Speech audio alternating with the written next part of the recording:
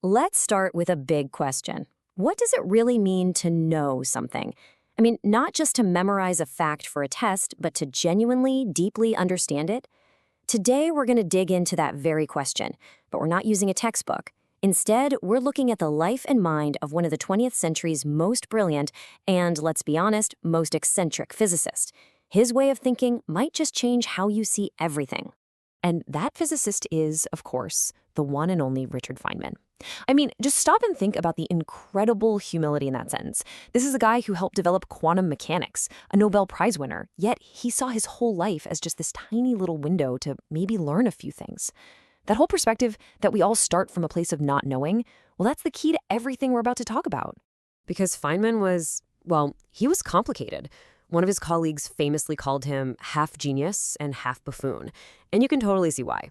On one side, you have this giant of physics, an architect of quantum theory. But on the other hand, you've got this guy who is a passionate bongo player, a master storyteller, and a notorious prankster who loved cracking safes for fun. He was just this force of nature, all driven by this relentless, almost childlike curiosity. To really get his genius, we have to go way back. Long before the Nobel Prize, long before the fame. We've got to look at the very foundation of his philosophy. And it wasn't cooked up in some fancy lab. It came from a single lesson that basically shaped his entire life. See, Feynman was obsessed with a question that we are still struggling with today. How do we get people past just memorizing names and labels and onto real, true understanding? For him, the answer came from a lesson he never, ever forgot. And this defining lesson, it didn't come from a lecture hall at MIT or Caltech. Nope. It came from his dad, Melville, a man who loved science but had no formal training in it. And it all happened on a simple walk in the woods, looking at a bird. His dad told him, "See that bird? It's a brown-throated thrush." But then he pointed out the trap. He said, "You can know the name of that bird in every single language on the planet. But when you're all done, you will know absolutely nothing about the bird.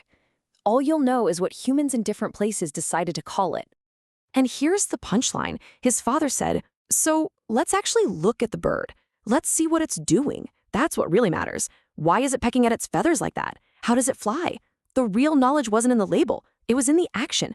It was all about understanding the process. And this, right here, became the core of his whole approach to knowledge.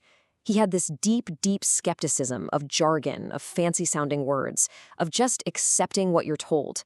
And he paired that with this intense focus on understanding things from the ground up, from first principles. It's the huge difference between knowing the name of something and actually knowing the thing itself. Okay, so that's all great for a lone genius. But how does this really personal, intuitive philosophy actually apply to the massive challenges we have in education and learning today? I mean, think about it. We are swimming in an ocean of educational tech, right? There are countless online courses, new learning platforms, fancy teaching methods. It's an information explosion. But it makes you ask a very Feynman-style question. How do we know if any of it actually works? Are we just teaching students new, high-tech names for the bird? Now, this slide gives us a peek right into how Feynman himself learned. Just look at this page from his notebook when he was a teenager. It's not neat, it's messy, it's chaotic, it's creative. He's literally wrestling with ideas on the page, inventing his own symbols, trying to figure things out from scratch. It's absolutely brilliant, but it's the method of a one-of-a-kind mind. How on earth do you scale that? Well, the short answer is you can't really scale a mind like that.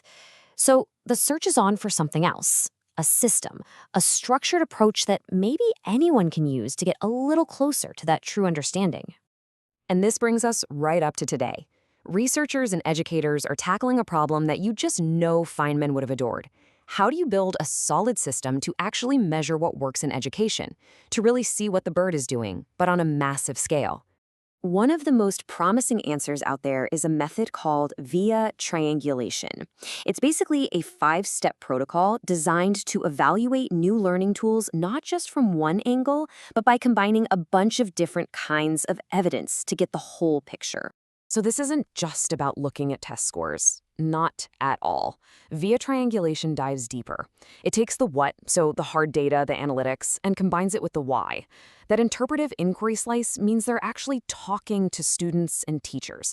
It looks at the user experience of the tech itself. And crucially, it builds and checks for data ethics and making sure these tools work for everyone, equitably.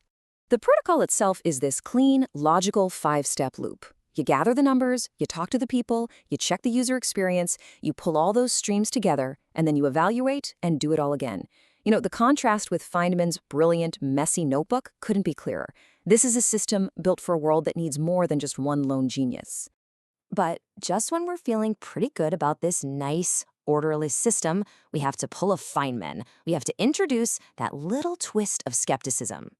Because here's the thing, no system is perfect. Even the most thoughtfully designed protocols, the most advanced data analysis, can have huge blind spots. Why? Because they're still built by us, by humans. And this is the big catch, pulled right from the research itself. When we build these systems to measure something as squishy as learning or success, we have to be so careful. The danger is that the very things we choose to measure, our metrics, end up just reflecting our own existing biases and cultural values. We might just be building a really fancy system to reward people for thinking just like us.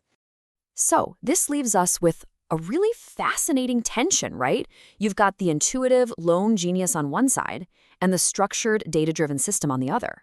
Where do we go from here? How do we find our way to actually truly knowing? Let's just look at them side by side. The genius path is creative and all about first principles, but good luck trying to teach that to millions of people. The system path is structured and scalable, but it runs the very real risk of reinforcing bias and missing the bigger picture. You know, maybe the real answer isn't choosing one over the other. Maybe it's about using the systems, but always questioning them with that relentless first principle skepticism of a Richard Feynman. Which brings us right back to where we started. In your own life, in your work, in whatever you're trying to learn, I want you to ask yourself this simple question. Are you just learning the label, the jargon, the name of the bird? Are you actually taking the time to stop, to watch, and to truly understand what that bird is doing?